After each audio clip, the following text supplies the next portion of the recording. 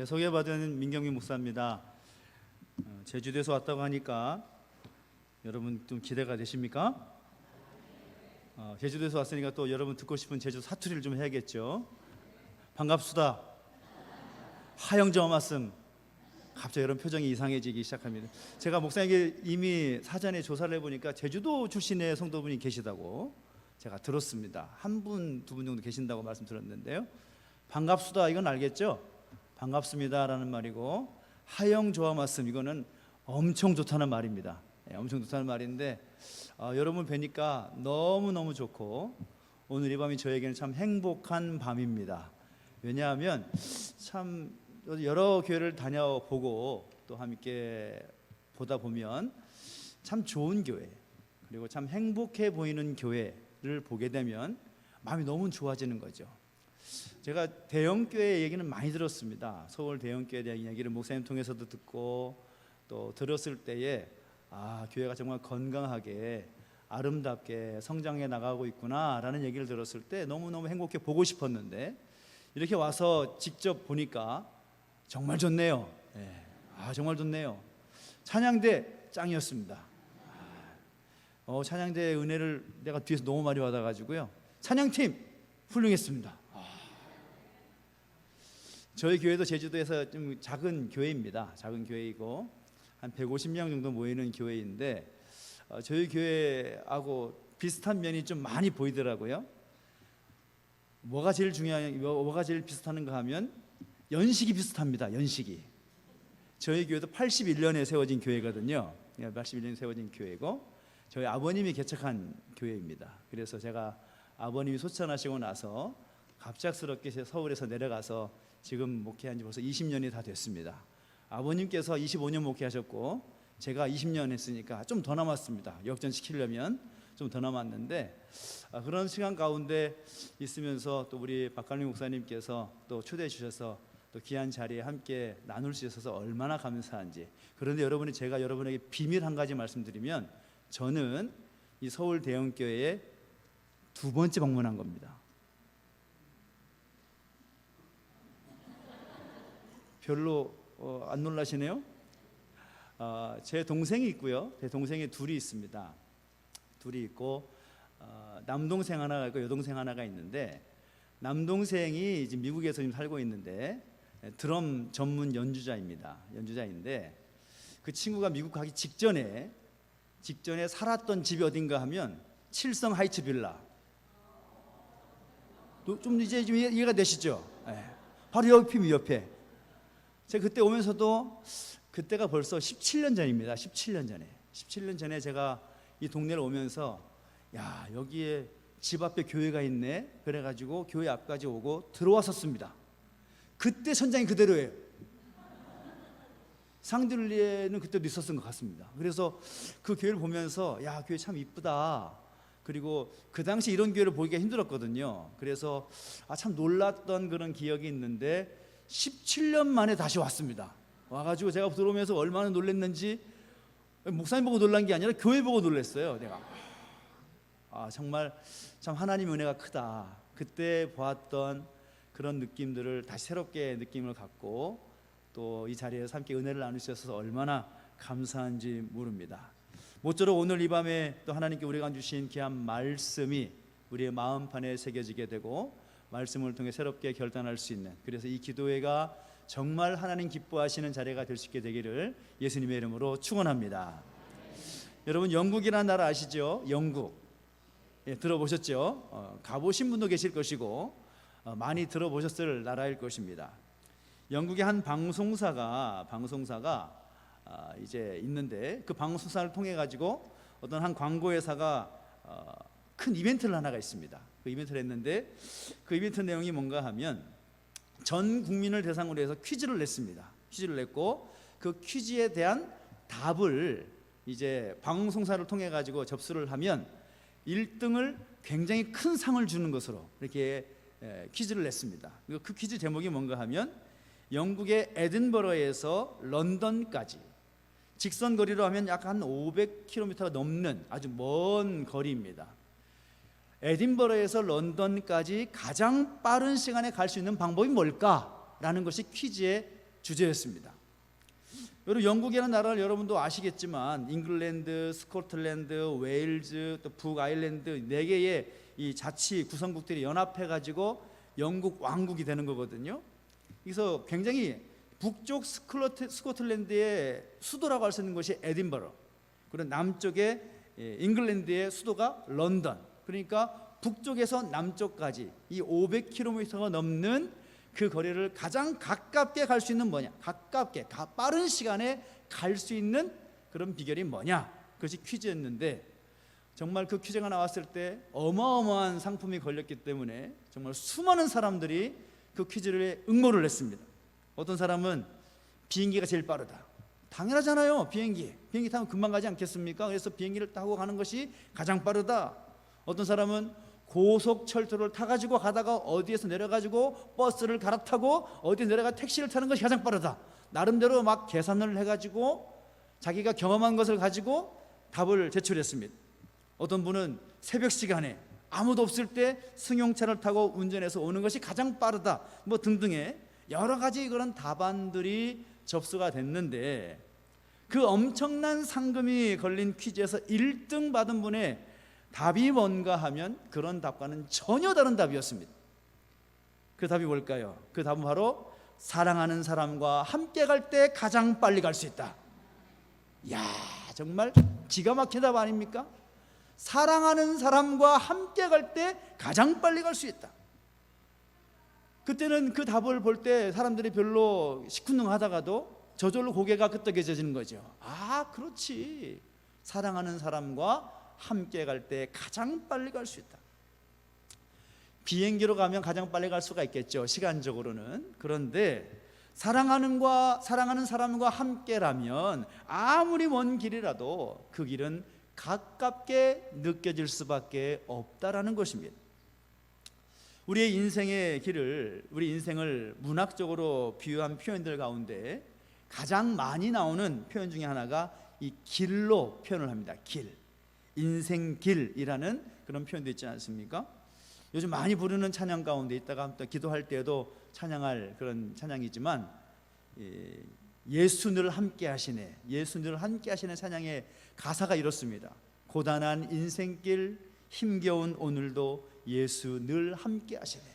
고단한 인생길이라고 이렇게 표현하지 않습니까?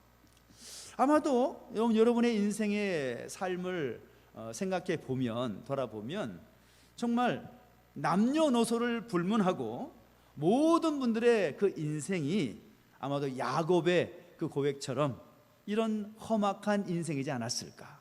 힘겨운 인생길이지 않았을까? 어렵고 고단한 그런 인생길이 아니었을까 생각해 보게 되는 것이죠. 그런데 그렇게 아무리 멀고 험악한 길이라고 할지라도 사랑하는 사람과 함께 갈 때 빠르고 쉽게 갈 수가 있는 것처럼, 우리의 인생길이 아무리 고단한 인생길이라고 하더라도 그 길을 누구와 함께 가느냐에 따라서 그 길을 편하고 쉽고 그렇게 빠르게 갈 수 있다는 것이죠. 그 점에 있어서 우리 인생에 있어서 참 중요한 것이 하나가 바로 누구를 만나고 누구와 함께 하느냐. 이것이 굉장히 중요한 문제라고 생각합니다. 내가 지금 누구와 함께 하고 있는가? 내가 지금 누구와 함께 가고 있는가? 이게 참 굉장히 중요한 문제라는 거죠. 저는 제 개인적인 이야기를 여러분에게 드리자면, 우리 부모님께서 저를 위해서 참 기도를 많이 하셨습니다.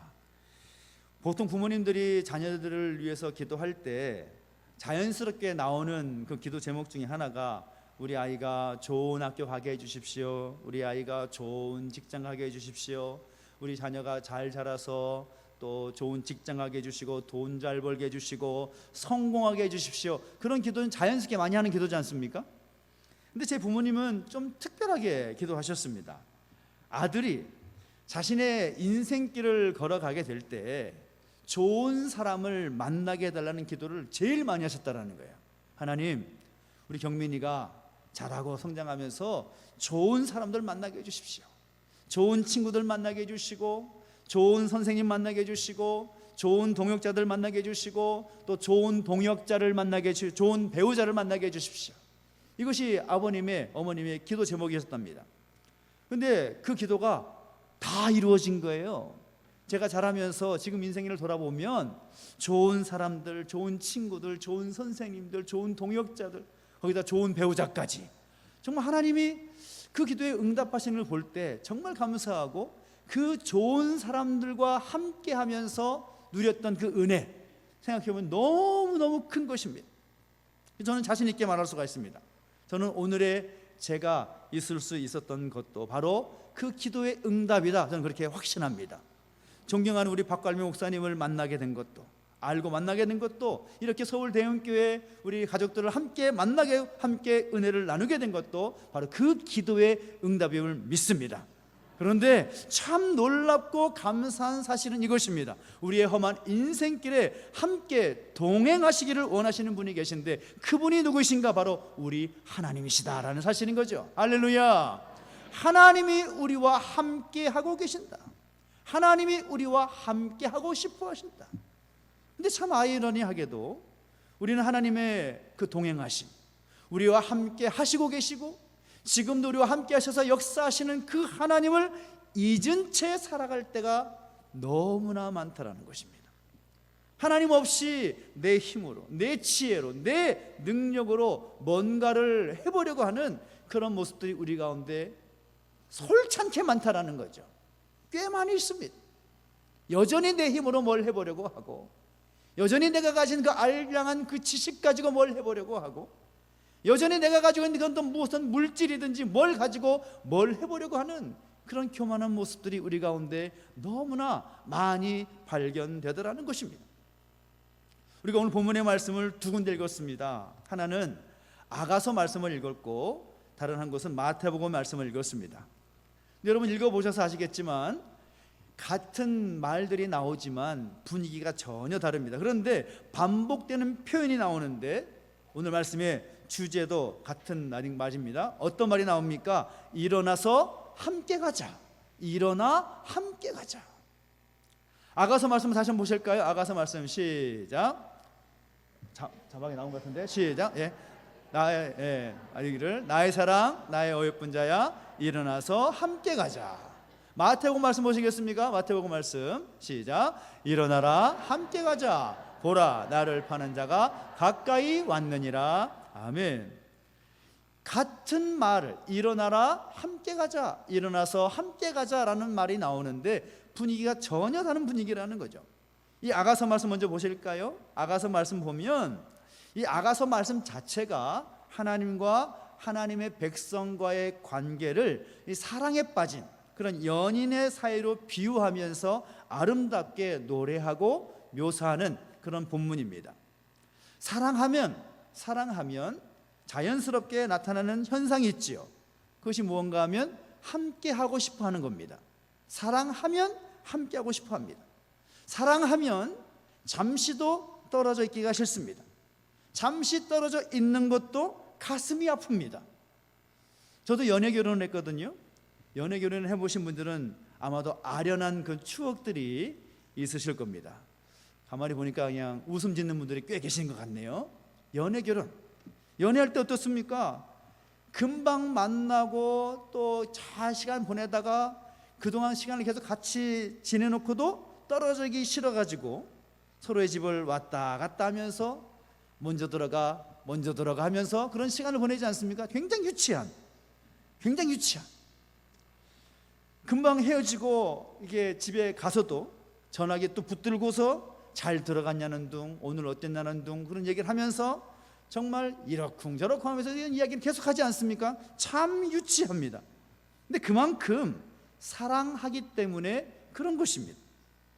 방금 전까지 함께 있으면서 또 보고 싶다고 그러고 그렇게 말하고 표현하는 그런 모습들 보면 우습죠. 그런데 그렇게 말할 수 있고 그렇게 표현할 수 있는 근거가 다른 것 아닙니다. 사랑하기 때문이라는 것이죠. 그러다가 나는 자기 없이는 도저히 못 살겠어 하면서 항상 함께 싶어하는 마음에 결혼을 결심을 합니다. 왜 결혼합니까? 사랑하니까 결혼을 하는 것이죠. 하나님께서 하나님의 백성들을 사랑하시는 마음도 크게 다르지 않습니다. 성경 곳곳에서 하나님께서 하나님 백성들을 얼마나 사랑하시는지 그 마음을 기록하는데, 오늘 아가서 말씀에도 나의 사랑하는 자야 그렇게 말씀하시죠. 내가 너와 함께하고 싶다. 너희는 내 사랑하는 백성이다. 우리가 잘 알고 있는 스바냐 3장 17절 말씀에도 이렇게 말하죠. 너의 하나님 여호와가 너희 가운데 계시니 그는 구원을 베푸실 전능자이시라. 그가 너로 말미암아 기쁨을 이기지 못하며 너를 잠잠히 사랑하시며 너로 말미암아 즐거이 부르며 기뻐하시리라. 하나님의 사랑이 성경 곳곳에 기록이 되어 있다는 것입니다. 하나님의 사랑이 그렇습니다. 근데 그 하나님의 사랑에 특징이 있는데, 어떤 특징이 있는가 하면 조건이나 형편을 따지지 않는다는 거죠. 너희가 이렇기 때문에 내가 너희를 사랑한다 말씀하지 않습니다. 너희가 이만큼 헌신하니까, 너희가 이렇게 충성하니까 내가 너희를 사랑한다 말씀하지 않으십니다. 그죠? 아무런 조건 없이 사랑하시는 거죠. 저희 집에도 3명의 아이가 있습니다. 우리 박한우 목사님의 망둥이가 1학년이죠. 1학년. 여러분 모르세요? 우리 목사님이 그 막둥이가 대학에 갈 때, 목사님 나이가, 저희 집도 막둥이가 대학 가면 제가 환감이 넘습니다. 그런데 저희 집 1호는 아들이에요. 아들인데 아빠를 닮았는데 성격은 지 엄마입니다. 그래 닮은 것이 있잖아요. 둘째는 딸입니다. 딸인데 엄마를 닮았는데 성격은 지 아빠 닮았습니다. 정말 대단한 하나님의 섭리입니다. 막둥이 초등학교 5학년짜리가 있는데요, 막둥이는 외계인입니다. 어디서 왔는지 모르겠어요. 그런데 그냥 좋아요. 그냥 좋아. 애들이 뭐 어떻기 때문에 사랑해서 그런 거 아니잖아요. 그냥 내 아들이고 내 딸이니까 그냥 좋은 겁니다. 조건이 있지 않습니다. 그냥 무조건 좋은 겁니다. 닮은 구석이 있고, 막둥이 같은 경우는 닮은 구석에 아무것도 안 보여도 그냥 좋은 거죠. 하나님이 그렇습니다. 하나님이 우리를 사랑하실 때 우리의 조건을 보지 않으셨습니다. 우리의 환경과 우리의 상황 보고 좋아하신다, 사랑한다 말씀하지 않으셨다는 거죠. 그런데 우리는 그 사랑을 의심할 때가 꽤 많습니다. 마치 이스라엘 백성들 말이죠. 이스라엘 백성들 어떻게 했습니까? 하나님께서 모세를 통해서 출애굽하게 하신 후에 가나안 땅에 들어가게 하실 때까지 얼마나 많은 기적적인 역사로 그들을 인도하셨습니까? 그런데 그들이 그 광야 생활을 하면서 40년 동안 하나님의 재교육을 받으면서 그 하나님께 보였던 반응이 무엇입니까? 늘 원망하고 불평하고 불만하는 그런 투성이었습니다. 애굽 땅을 그리워하지요. 애굽에서 있을 때가 참 좋았는데, 거기서는 그래도 끼니 걱정은 하지 않았는데 우리가 무슨 이렇게 개고생을 하느냐, 그러면서 원망하고 불평하지 않습니까? 그런 말들을 서슴지 않습니다. 그래서 하나님은 그들을 벌하시기도 하죠. 근데 놀라운 것은 그럼에도 불구하고 하나님은 그 백성들을 내쳐버리지 않으셨다는 것입니다. 만약에 제가 하나님이라면 내 이놈들 너희들 필요 없다, 다시 시작하겠다, 얼마든지 그렇게 하실 것 같습니다. 그런데 하나님은 그 백성들을 버리지 않으셨답니다. 다시 기회를 주시는 거죠. 그들을 향한 사랑을 포기하지 않으셨습니다. 그리고 오늘 본문에서도 그 마음으로 말씀하시고 표현하시는데, 나의 사랑, 나의 어여쁜 자야, 일어나서 함께 가자, 그렇게 도전하시고 있다는 거죠. 우리가 너무나 잘 알고 있는 내용이지만 그 하나님의 사랑이 아주 구체적이고 실제적으로 나타난 현장이 바로 예수님의 십자가 아닙니까? 예수님의 그 성육신 아니겠습니까? 하나님이 우리를 사랑하셨기 때문에 우리의 죄를 대속하기 위하여서 화목제물로 그 귀한 독생자 예수 그리스도를 이 땅에 보내주셨다는 거죠. 그래서 하나님은 나를 위해서, 오늘 저와 여러분을 위해서 목숨을 건 사랑을 하신 것입니다. 와, 대박이지 않습니까? 그 사랑이 우리로 하여금 우리 이 자리에 있게 한 것이라는 거죠. 그 놀라운 사랑이 우리 모두를 향해 있다는 것입니다. 할렐루야. 바라기는 그 하나님의 원하시는 일을 위해서 세우신 우리 모든 믿음의 가족들이 그 하나님의 사랑을 의심하지 않게 되기를 예수님의 이름으로 축원합니다. 그리고 그 하나님의 사랑을 체험하고 그 사랑으로 함께 걸어갈 수 있게 되기를 예수님의 이름으로 축원합니다. 오늘 같은 병행 본문이 마태복음 보시겠습니까? 마태 보십시오. 이 마태복음의 말씀을 보면 일어나라 함께 가자라는 이 말은 아가서의 말씀과 같은 말이긴 하지만 분위기는 아주 다른 말입니다. 아가서의 말씀이 사랑이 넘치는 그런 고백적인 분위기였다면 이 마태복음의 분위기는 굉장히 무겁고 뭔가 아주 비장한 그런 분위기입니다. 마태복음 26장은 어떤 분위기일까요? 여러분 성경을 읽으신 분들 잘 아실 겁니다. 예수님께서 십자가 고난을 감당하시기 위해서 예루살렘에 입성하셔서 마지막 그 일주일의 시간을 보내시는 그 와중에 최후의 그 십자가 지시는 시간을 앞두고서 제자들과 기도하시기 위해서 겟세마네 동산에 올라가지 않습니까? 이제 내일이면 그 십자가 고난의 길을 걸어가야 되는 그 고독한 순간에 제자들과 함께 기도하기를 원하셨습니다. 하지만 제자들의 모습은 어떻습니까? 예수님의 그 기대와는 전혀 다른 모습으로 보이는 거죠. 예수님께서는 십자가를 생각하면서 피와 땀을 흘리면서 기도하셨지만 제자들은 졸고 있습니다. 제자들은 잠들어 있습니다. 그 예수님께서 제자들에게 너희가 나와 함께 한 시간도 이렇게 깨어 있을 수 없느냐, 시험에 들지 않게 깨어 기도하라 말씀하십니다. 두 번째 제자들을 찾아오셨을 때에도 제자들은 안타깝게도 피곤하여서 잠들어 있습니다. 예수님의 그 비장한 마음으로 피땀을 흘리면서 기도하시는 그 분위기와는 전혀 다른 그런 제자들의 그런 모습들을 볼 때 예수님의 마음이 어떠셨을까요? 얼마나 실망스럽겠습니까? 물론 제자들이 그럴 것을 다 알고 계셨을 것이지만 그럼에도 불구하고 인간적인 마음으로는 어떻게 이럴 수 있을까? 적어도 내가 이렇게 피와 땀을 흘리면서 기도하면 너희도 조금이나마 나와 함께 기도하면 좋지 않겠니? 깨어서 기도하라 그렇게 말씀하시죠. 그런데 세 번째 제자들을 찾아왔을 때도 제자들은 여전히 잠들어 있습니다. 근데 그 모습 보면서 얼마나 실망스러웠을까 그런 생각을 하면서도 예수님은 깨어있어 기도하라 라고 말씀도 하지 않으시고 이제 마지막 세 번째 찾아오신 다음에는 뭐라고 말씀하는가 하면 이제는 자고 쉬라 이렇게 말씀하십니다. 그러고 난 뒤에 예수님께서 제자들에게 아주 중요한 말씀을 하시는데 그 말씀이 오늘 본문의 말씀인 거죠. 일어나라 함께 가자 보라 나를 파는 자가 가까이 왔느니라 라고 말씀하십니다. 지금 일어나라 함께 가자라는 이 말씀에는 제자들이 졸고 있고 자고 있던 그 자리를 박차고 일어나서 이제 그 사명의 자리에 같이 가자 그렇게 가기를 바라시는 초대하시는 중요한 의미가 담겨져 있는 것입니다. 그래서 그 초청은 제자들에게만이 아니라 오늘 우리를 향해서도 있다라는 것이죠. 하나님 우리를 바라보실 때 우리에게 기대하시는 것 역시도 우리 모두가 주님께서 원하시는 그 사명의 자리에 있기를 바라신다라는 거죠. 일어나서 이제 나와 함께 가자. 함께 가자. 하나님 우리를 혼자 보내지 않으십니다. 우리가 혼자 그 일을 할 수 있을 것 같아도 하나님의 일은 절대 혼자 이루어지지 않더라고요. 나중에 말씀드리려고 했는데 먼저 말씀드려야 될 것 같습니다. 저희 교회가 제주도에 있는 작은 교회인데요, 작년에 큰 공사를 하나 했습니다. 큰 공사를 했는데요, 그 공사의 제목이 느헤미야 프로젝트라고 이름을 붙여가지고 거의 1년 가까이 공사를 했습니다. 교회가 98년도에 건축을 하고 한 번도 제대로 손을 못 보다가 시간이 지나니까 이제 여기저기 막 공사할 것이 많이 늘어나더라고요.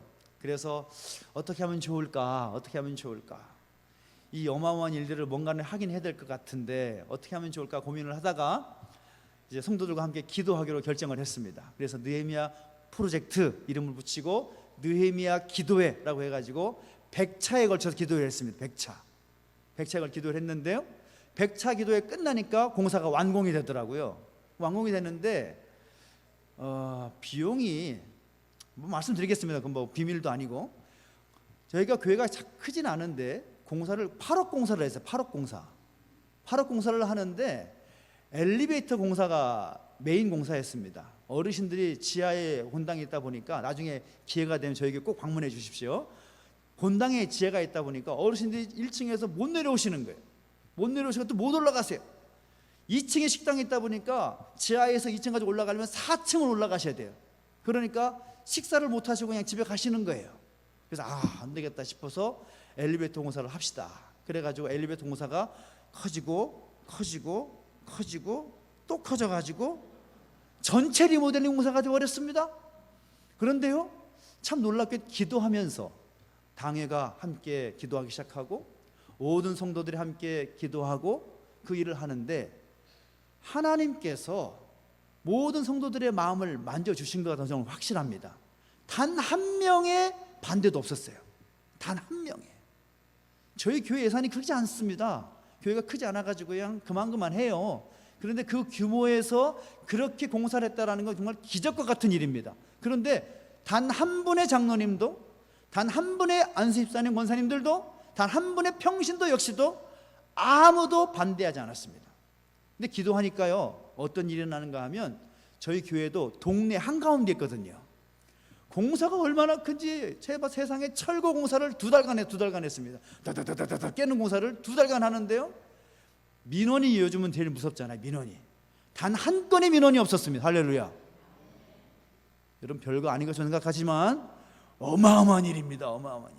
요즘 뭐 담벼락 하나만 건드려도 막 민원 들어가고 난리가 나는데 단 한 건의 민원도 없는 거예요. 저는 그때 봤습니다. 하나님의 일은 하나님께서 함께 하시고 모든 성도들이 한 마음에서 함께 할 때 그 일은 이루어지는구나. 저는 대형교회의 이 모든 일 역시도 우리 하나님께서 함께 하시고 또 모든 성도들이 한 마음과 한 뜻이 되어서 함께 할 때 그 일이 이루어질 줄로 믿습니다. 그것이 바로 우리가 가야 할 사명의 자리라는 것이죠. 하나님께서 오늘 우리 모두를 교회 공동체로 묶어주셨고 하나님께서 원하시는 그 일을 향해서 달려가게 하시는데 그 달려갈 그 자리가 바로 여러분이 있어야 될 사명의 자리입니다. 그런데 그 사명의 자리에 있을 때에 어떤 마음을 가지고 함께 되느냐, 하나님이 우리와 함께 하시고 우리가 그 일에 함께 한다라는 마음을 가지면 못 이룰 일이 없다라는 것입니다. 저는 이 대형교회가요, 서울 대형교회가 정말 하나님의 놀라운 역사를 계속해서 이루어 갈 줄로 믿습니다. 그런 교회가 될 줄 소망합니다. 그렇게 될 줄로 확신합니다. 그러기 위해서 우리가 그 사명의 자리에 어떤 모습으로 달려가야 되겠느냐, 저는 2가지를 여러분에게 도전하고 싶습니다. 그 첫째는 바로 믿음으로 결단하며 함께 가자는 거죠. 따라합시다. 믿음으로 결단하며 함께 가자. 옆에 계신 분들에게 이렇게 함께 악수를 꼭 손잡아 주시 말씀해 주시겠습니까? 믿음으로 결단하며 함께 갑시다. 시작. 손 안 잡으신 분 제가 시킬 겁니다. 제가 믿음으로 결단하며 함께 갑시다. 믿음의 결단이 필요하다라는 거죠. 왜 그런가? 여러분, 결단이라는 단어는 사전적인 의미로 보면 결정적인 판단을 내리는 것이다, 그렇게 말을 합니다. 결정적인 판단을 내리는 것을 결단이라고 합니다. 일어나라 함께 가자, 이 말씀은 강한 결단을 촉구하는 그런 말씀인 거죠. 일어나자, 일어나서 함께 가자, 그 주님의 음성입니다. 그동안 우리가 기도했다면 이제는 그 사명의 자리에 가야 하기 때문에 나와 함께 가자라고 말씀하시면서 그 결단을 우리에게 촉구하고 계시는 거죠. 근데 여기서 중요한 것은 그냥 결단이 아니라 믿음의 결단을 해야 된다는 겁니다. 우리의 생각은 결심에 머무를 수 있습니다. 결단까지도 할 수 있습니다. 그런데 믿음의 결단은 쉽지 않습니다. 믿음의 결단 쉬울 것 같죠? 여러분 생각해 보십시오. 하나님께서 여러분 자신의, 여러분 마음 가운데, 여러분 생각 가운데 주시는 그 마음대로 결단하고 그렇게 살아가기가 쉽습니까? 어렵습니까? 쉽지 않아요. 절대 쉽지 않습니다. 더구나 요즘의 이 시대 가운데서, 이 시대에서 살아가면서 그 믿음의 결단하기가 정말 쉽지가 않습니다. 믿음의 결단이 무엇입니까? 믿음의 근거한 결단을 말하는 거죠. 내가 바라고 원하는 것을 결단하는 것이 아니라 하나님께서 나에게 주신 마음, 하나님께서 나를 통해서 원하시는 것을 내가 하고자 하는 결단, 그것이 믿음의 결단입니다. 근데 우리가 절대 잊지 말아야 될 것은 믿음의 결단이 하나님의 역사를 일으킨다는 사실인 것입니다. 모세가 그랬습니다. 모세가 결단했을 때 출애굽이라는 어마어마한 역사를 일으킬 수 있었죠. 다윗이 믿음으로 결단했을 때 골리앗을 무너뜨릴 수가 있었습니다. 우리를 사랑하시는 주님을 신뢰함으로 그 믿음으로 결단할 때 놀라운 역사는 나타나는 것입니다. 우리가 살아가는 세상에서 승리하고 주님의 영광을 위해서 살기 위해서 그 믿음의 결단이 필요하다라는 거죠. 비전을 향해서 나가는 것 마찬가지입니다. 우리 서울대형교회가 앞으로 나가야 될 모든 것들을 생각할 때에도 그 믿음의 결단이 필요하다는 거죠. 우리의 생각과 우리의 판단과 우리의 기준에 따른 결단이 아니라 믿음의 결단, 하나님이 이루실 것을 바라보고 결단하는 그 믿음의 결단, 그 믿음의 결단을 우리에게 촉구하시는 겁니다. 일어나라, 함께 가자. 그 믿음의 결단을 가지고 함께 가자 말씀하시는 그 하나님 말씀 앞에 순종하며 나갈 수 있는 여러분 되시기를 예수님의 이름으로 축원합니다. 그리고 믿음의 결단이 있다면 그 다음에 저절로 따라오는 것이 있습니다. 그것이 뭔가 하면 바로 믿음으로 행동하는 것입니다. 따라합시다. 믿음으로 행동하며 함께 가겠습니다. 옆에 계신 분들 손을 꼭 잡아주시면서 이렇게 말씀해 주시겠습니까? 믿음으로 행동하며 함께 갑시다. 시작.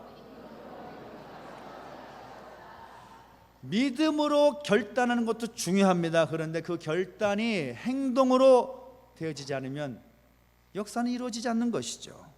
예수님께서 말씀하실 때 일어나라 함께 가자라고 하신 말씀은 다른 말로 하면 일어나서 함께 가자, 이제 행동할 시간이 됐다라는 그런 말입니다. Ready and go 이겁니다. 가자. 결단했다면 행동해야 되는 것이죠. 믿음을 가지고 이 행동으로 옮겨야 된다는 것입니다. 앤드류 머레이라는 유명한 분이 이런 유명한 말 남겼습니다. 예수를 믿는 그 순간부터 우리는 하나님의 순종 학교에 입학한 것이다. 예수 믿기로 결단한 그 순간부터 우리는 하나님의 순종 학교에 입학한 것이다. 하나님의 백성으로서 우리가 한평생 배워야 할 것이 뭔가 하면 첫째도 순종이고 둘째도 순종이고 셋째도 순종임을 믿습니다. 하나님 말씀에 순종하면 그 믿음의 행동에 순종이 있을 때 하나님의 놀라운 역사는 이루어진다는 것이죠. 왜 우리가 우리의 삶 속에서 정말 모세의 기적, 다윗의 그 놀라운 승리, 그것을 왜 우리 삶 속에서 경험하지 못합니까? 경험하지 못하는 이유는 단 한 가지입니다. 바로 순종이 없기 때문입니다. 믿음으로 순종할 때 그 기적을 경험할 수가 있는 겁니다. 믿음만 가지고 되는 것이 아닙니다. 믿음으로 우리의 삶을 결단하며 그렇게 살아가고자 했을 때 놀라운 기적은 저절로 따라오는 것입니다. 하나님은요 절대 우리를 그냥 내버려 두지 않습니다. 그리고 하나님은 얼마든지 스스로 역사하실 수 있는 분이시지만 하나님은 하나님의 사람들을 통해서 일하시기를 원하시고 하나님의 사람을 통해서 놀라운 기적을 나타내시기를 원하십니다. 그 기적의 자리 가운데, 그 사명의 자리 가운데 우리를 부르시는 거죠. 일어나라, 함께 가자. 그 기적을 나타낼 그 자리 가운데 함께 가자. 너희는 순종하면 돼. 나와 함께 그 길을 가면 돼. 도전해봐. 내가 그 일을 이루어줄 거야. 저는 그러한 역사를 우리 서울대형교회 우리 모든 식구들이 다 함께 경험하게 되기를 예수님의 이름으로 축원합니다. 그래서 우리가 믿음으로 행하면 홍해가 갈라지고 요단강에 길이 생기는 그 기적을 체험하게 될 줄로 믿습니다. 겟세마네 동산에서 제자들에게 말씀하셨던 주님께서 오늘 우리들에게 말씀하십니다. 이제는 일어날 때가 되었다. 결단을 했으면 이제는 일어나라. 주저앉아 있지만 말고 믿음으로 행동하라. 그렇게 믿음으로 결단하고 믿음으로 행동할 때 하나님 이 교회를 통하여서 그리고 여러분 모두를 통하여서 그 놀라운 일들을 이루어 가실 줄로 믿습니다. 그 믿음으로 결단하고 믿음으로 행동했던 그 교회의 예가 바로 사도행전에 나오는 예루살렘 교회라고 할 수가 있겠죠. 예루살렘 교회를 비롯해서 이 초기 교회 공동체는 하나님의 은혜를, 말씀을 그렇게 나누면 끝나는 것이 아니라 서로 위로하고 또 격려하고 사랑을 함께 나누고 또 로마 제국의 무서운 그 핍박 속에서도 견디지 않습니까? 그 핍박, 어마어마한 그런 핍박이 있었을 때에 그 핍박을 견딜 수 있는 비결은 무엇인가? 바로 믿음으로 함께이기 때문입니다. 저는 서울 대형교회가 그렇게 설 수 있는, 그런 교회 공동체로 설 수 있는 이 시대의 예루살렘 교회 같은, 이 마지막 때에 하나님께 귀하게 쓰시는 예루살렘 교회 같은 그런 교회로 세워지게 되기를 예수님의 이름으로 축원합니다. 그 자리에 우리를 초대하고 계시는 거죠. 일어나라, 함께 가자. 성경은 분명히 우리에게 사랑이 많으신 하나님을 소개합니다. 하나님은 사랑이시라, 그 말씀 믿지 않습니까? 하나님이 우리를 사랑하시고, 여러분 각자를 사랑하시고, 여러분의 가정을 사랑하시고, 여러분의 교회를 사랑하십니다. 이 나라 이 민족의 교회를 사랑하신 줄로 믿습니다. 그 사랑 자체신 하나님께서 오늘 우리를 향해서 분명하게 말씀합니다. 내가 너를 사랑한다. 내가 너를 정말로 사랑한다. 나와 함께 가자. 함께 가자. 예수님께서 제자들에게 그 사명의 자리로 함께 가자고 말씀하신 듯이 오늘 우리에게 믿음으로 결단하고 행동하는 그 사명의 자리에 함께 가자, 그렇게 도전하고 계십니다. 그 도전하시는 그 주님의 음성에 믿음으로 반응할 수 있게 되기를 예수님의 이름으로 축원합니다. 하나님께서 우리 모두를 그 사명의 자리에 초대하셨습니다. 그리고 우리를 너무나 사랑하셨기에 그 사랑의 하나님께서 우리의 손을 붙잡고 함께 가기를 바라십니다. 그래서 그 함께 가게 하시기 위해서 각자에게 은사를 주셨고, 또 은사대로 서야 할 그 사명을 주셨습니다. 교회 안에 여러 가지 비전을 주셨고, 또 하나님 기뻐하시는 교회 공동체 세워나가기 위해서 오늘 여러분 각자를 세워주신 줄로 믿습니다. 그 사명의 자리에 사랑하는 주님과 함께 걸어가고 동행하는 복된 은혜가 있게 되기를 예수님의 이름으로 축원합니다. 옆에 계신 분들이 말씀해 주시겠습니까? 일어나서 함께 가십시다. 시작. 일어나서 함께 가십시다. 시작. 일어나서 함께 가십시다. 할렐루야. 아멘. 함께 찬양하면서 함께 기도 자리에 나아갔으면 좋겠다는 생각이 듭니다. 예수늘 함께 하신 앞에서 말씀드렸던 찬양인데요, 우리 찬양팀이 함께 도와주시면 감사하겠고, 우리의 인생길 참으로 쉽지 않은 길입니다. 저도 이제 꽤 살아보니까요, 쉽지 않더라고요. 쉽지 않은 인생길이고 고단한 인생길이기도 하고, 정말 우리의 인생이 왜 이렇게 힘들까? 왜 이렇게 어려울까?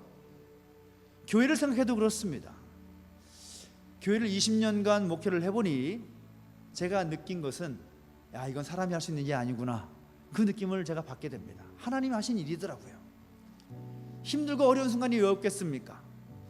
대형교회도 목사님 통해서 역사를 다 들어봤지만 힘들고 어려운 시간들이 있지 않았습니까? 그런데요, 하나님은 힘들고 어려울 때에도, 좋을 때만 함께 하신 것이 아니라 힘들고 어려울 때에도 여전히 우리와 함께 하셨다라는 것입니다. 그리고 그 하나님께 우리를 향해서 말씀하십니다. 일어나라, 함께 가자. 내가 너와 함께 할게. 내가 대형교회와 함께 할 거야. 걱정하지 마. 그 길을 걸어가면, 믿음으로 결단하고 순종하면 내가 그 일을 이루어 갈 거야. 그 하나님의 은혜가 오늘 여러분의 마음 가운데 충만하기를 바랍니다. 그 마음을 가지고 함께 찬양하십시다. 예수님 함께 하시네.